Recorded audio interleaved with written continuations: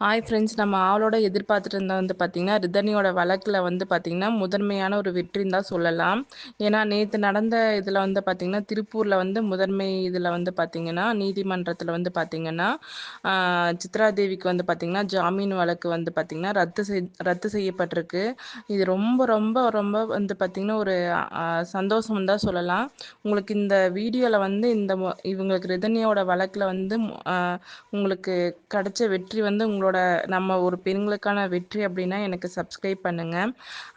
அதே மாதிரி ரிதனியோட அப்பா பார்த்தீங்கன்னா ச ரொம்ப செலவு பண்ணி கஷ்டப்பட்டு நிறையா பேர்த்தோட ஆசீர்வாதங்கள், நிறையா பேர்த்தோட எப்படி சொல்கிறது, நிறையா பேர்த்திட்ட போய் போய் பேசி அவங்க அம்மா சாப்பிடாம ரொம்ப கஷ்டப்பட்டு அவங்களோட இதுக்கெல்லாம் பார்த்திங்கன்னா அவங்களோட கஷ்டப்பட்டதுக்கான ஒரு பலன் தான் பார்த்திங்கன்னா ரிதனியாக்கான முதன்மை வெற்றின்னு சொல்லலாம். அவங்க இருந்ததுக்கான வெற்றி. அவங்க 3 பேத்துக்குமே பார்த்திங்கன்னா இப்போ ஜாமீன் மனு ரத்து செஞ்சுட்டாங்க.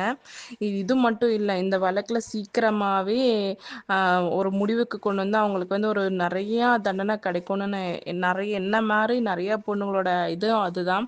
ஏன்னா இதுக்கப்புறம் இது கடுமையாக ஆனாதான் இதுக்கப்புறம் வரதட்சணை கொடுமையே இருக்கக்கூடாது. வரதட்சணை அப்படின்னாவே எல்லாருமே பயப்படுற ஒரு விஷயமா இது இருக்கணுங்கிறது என்னோட இது.